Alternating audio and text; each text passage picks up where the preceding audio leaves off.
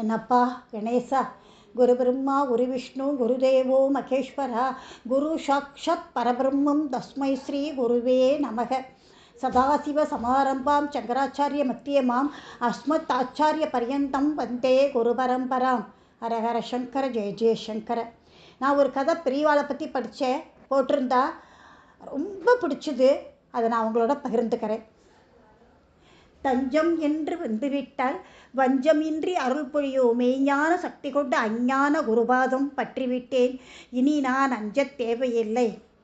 ஒரு சமயம் காஞ்சிபுரத்துக்கு மார்வாடி ஒருத்தர் குடும்பத்தோடு வந்திருந்தார். மகா பெரிவாளை பற்றி அவருக்கு எதுவும் ஒன்றும் தெரியாது. காஞ்சிபுரத்தில் இருக்கிற கோவில்கள் எல்லாம் தரிசனம் பண்ணிட்டு தான் வேண்டுதலாக குறிப்பிட்ட தங்கத்தை செலுத்தணும் அப்படின்னு வந்திருந்தார்.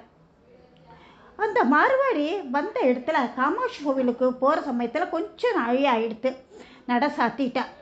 அங்கே இருந்த ஒருத்தர் சொன்னதை கேட்டு ஸ்ரீமடத்துக்கு மகாபிரிவாளை தரிசனம் பண்ண வந்துட்டார். கோவில் திறக்கிற வரைக்கும் எங்கேயானும் போய் நேரத்தை வீணாக்கிறதுக்கு பதிலாக மகானை தரிசனம் பண்ணா புண்ணியமும் நேரமும் வீணாகாது. ஸ்ரீமடத்துக்கு அவர் வந்த சமயத்தில் கூட்டம் ஜாஸ்தியே இல்லை, ரொம்ப குறைச்சலாக தான் இருந்தது. தான் இருந்தது மெதுவாக நகர்ந்து வரிசையில் நின்றுட்டு இருந்த அந்த மறுவாடி முறை வந்தது. பெரியவாளுக்கு நமஸ்காரம் பண்ணினார். சுவாமி, நான் உங்களை பற்றி கேள்விப்பட்டது கூட இல்லை. கோவில் தரிசனத்துக்கு தான் நான் வந்தேன்.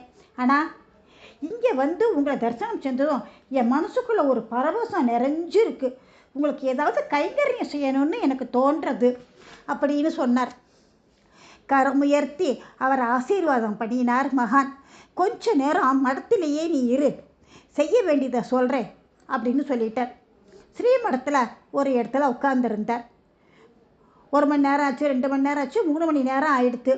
பொறுமையாக இருந்த அவர் நேரம் வேகமாக நகர காமாட்சி கோவில் நட திறந்துடுவா. சரியாக நேரத்துக்கு போனால் தான் அம்மனை தரிசனம் பண்ணிட்டு இன்னும் கொஞ்சம் கோவிலெலாம் பார்த்துட்டு கிளம்பணும்.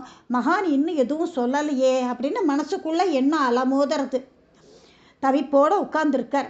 அந்த சமயத்தில் தான் பொண்ணோட வந்து மகானை நமஸ்காரம் பண்ணிட்டு இருந்தார் ஒரு ஏழை.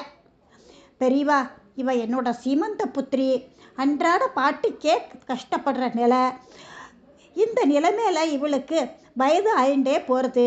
கல்யாணம் பண்ண வேண்டிய சுமை சேர்ந்துருக்கு. சொந்தத்திலேயே ஒரு வரன் இருக்குது. ஆனால் காலனா காசு கையில் கிடையாது. அங்கே போய் கேட்க கூட தயக்கமாக இருக்குது. நீங்கள் தான் அனுகிரகம் செய்யணும் அப்படின்னு அந்த ஏழை சொல்லி முடித்த உடனே கரமுயர்த்தி ஆசீர்வாதம் பண்ணினார் மகான். இரு அப்படின்னு அவர்கிட்ட சொல்லிவிட்டு அங்கே இருந்த மார்வாடியை விரல் சொடுக்கி கூப்பிட்டார். பவ்யமாக வந்து அவர்கிட்டக்க, காமாட்சி கோவிலில் தரிசனம் பண்ணிவிட்டு உண்டியலில் போட 13 பவுன் தங்க நகை கொண்டு வந்திருக்க இல்லையா, அதை இவர்கிட்ட கொடு. நீ நேரடியாக அந்த காமாட்சி கொடுத்த புண்ணியம் உனக்கு கிடைக்கும். மகான் சொல்ல அதை கேட்டு அப்படியே அதிர்ந்து போயிட்டார் அந்த வடநாட்டுக்காரர். கோவில் உண்டியலில் போட கொண்டு வந்த நகையை குடும்பத்தில் கூட ஒருத்தர் கூட சொல்லலை.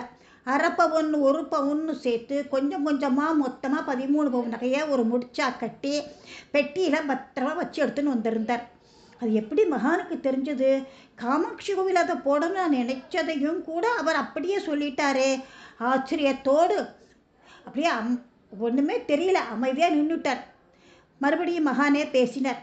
என்ன, காமாட்சி கொண்டு வந்ததா இந்த பொண்ணுக்கு எப்படி இதை கொடுக்கறதுன்னு யோசிக்கிறியா அப்படின்னு கேட்டார்.